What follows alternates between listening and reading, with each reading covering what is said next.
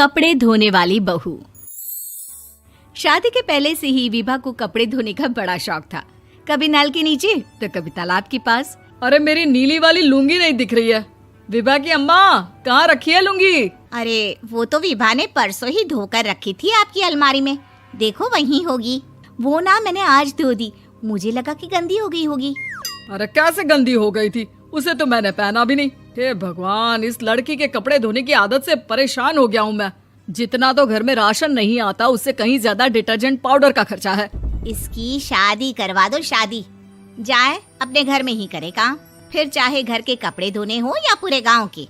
हाँ ठीक बोल रही हो, देखता हूँ मैं कोई लड़का। वो दिन भी आ जाता है जब विभा को देखने लड़के वाले आ जाते हैं। लड़की मुझे अच्छी लगी। होने वाली सास कहती है, बेटी अगर कुछ पूछना है तो पूछ लो। वैसे तो हमारी लड़की बहुत ही शर्मीली है, जो बोल दो वो मान लेती है, इसे क्या पूछना होगा। अरे कैसी बात कर रही हो माँ, मुझे इन लोगों के घर रहना है, सवाल तो कई है। हाँ हाँ बेटा, पूछ लो ना, क्या पूछना है। आप लोगों के घर कपड़े कौन धोता है? सास का मुंह बन जाता है।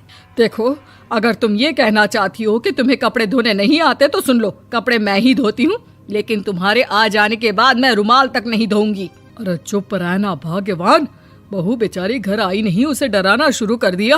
वो क्या है ना बिटिया, अभी तक तो ये कल्लू की माँ ही धोती थी, लेकिन अब तुम्हारे पापा तो दहेज में वॉशिंग मशीन देंगे ही।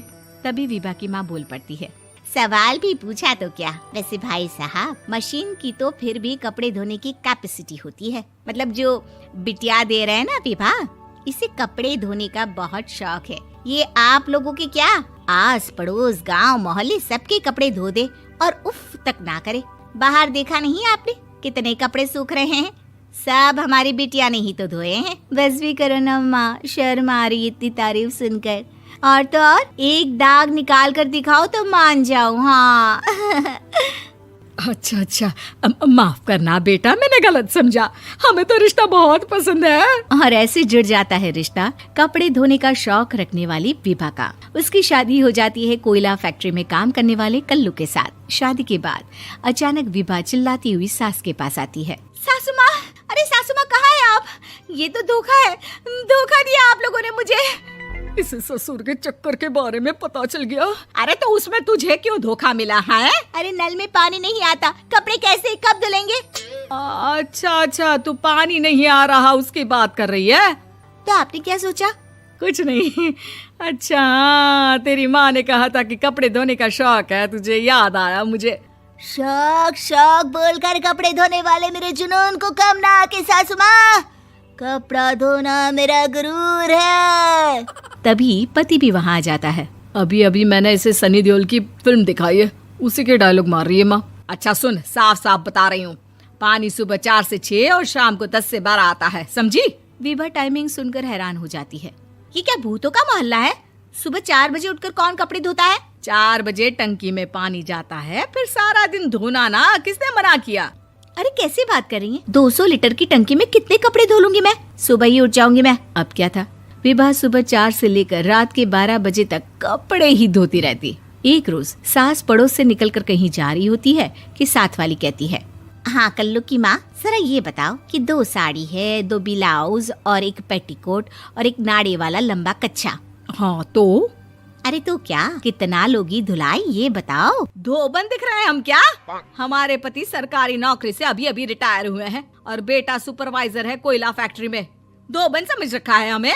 हाय रे कल्लू की अम्मा, माफ कर दो, वो तो मोहल्ले में यही सब बता रहे थे कि तुमने बहू को कपड़ा धुलवाने के काम में लगा दिया है। सास को पड़ोसन की बात सुनकर गुस्सा आ जाता है। वो घर पहुंचती है जहां घर के बाहर ही इतने सारे कपड़े सूख रहे होते हैं जितने कि किसी धोबन के घर पर। अरे ओ कल्लू की दुल्हन, बाहर निकल। माँ जी यहीं आ जाओ, बाथरूम में चादर धो रहे हैं हम। अरे अभी हम धोते हैं, तुमको बाहर निकलो। ये आस पड़ोस वाले बोल रहे हैं कि हम बहू से कपड़े धुलवा कर उसे कपड़ा धोने वाली बना दिए हैं। अरे छोड़ो ना माँ जी, किन लोगों की बातों में आती हो? आस पास के लोगों का तो काम ही होता है कि वो किसी तरह सास बहू को लड़ा दे। बहू सारे घर के कपड़े धोती है, ये क्या कम है? बोलिए। सास को भी लग जाता है कि वो बहू का ये सनकीपन नहीं छुड़वा सकती, इससे अच्छा है कि खुद ही चुप हो जाए। एक रोज सास और बहू मंदिर जाते हैं, जहाँ सास की साड़ी वहाँ खड़ी भीख मांगने वाली से मिलती है। माँ जी क्या बात है, आपकी साड़ी उस भिखारन से कितनी मिल रही है ना? हाँ हाँ देखो तो, दोनों की साड़ी मिल रही है। क्या बात है कल्लू की अम्मा, तुम खुद को तो अफसर की बीवी बताती हो और ऐसी सिंपल सी प्लेन साड़ी पहनकर घूमती हो। सिंपल और प्लेन नहीं है ये साड़ी। तो क्या सोने के धागे से फूल बने हैं? कुछ भी सासू माँ, कुछ भी। हाँ बने थे इस साड़ी में सोने के धागे से फूल। मेरे पति लेकर आए थे मद्रास से स्पेशली मेरे लिए 10,000 की। ताहे भाई साहब इस भिखारन के लिए भी सेम टू सेम साड़ी लेकर आए होंगे 10,000 की। सास उस वक्त तो कुछ नहीं कहती, लेकिन बहू के साथ घर आती है और अलमारी से एल्बम निकाल कर लाती है। ये साड़ी देख रही है, ये वही साड़ी है जिसे मैंने अभी पहना था। इस साड़ी में ये जो चमकदार फूल दिख रहे हैं ना, ये सोने के धागों से काटे गए हैं। लेकिन तू लोकल वॉशिंग मशीन ब्रश से घिस घिस कर सारे फूलों को निकाल कर साड़ी प्लेन कर दी। मुझे माफ कर दीजिए सासू माँ। और तो और, जब मैंने तुझे तेरी गलती के लिए कुछ नहीं कहा, लेकिन तूने तो सबके सामने मेरा मजाक ही बना दिया। क्यों? बहू को समझ में आ जाता है कि अब से उसका कपड़े धोना बंद।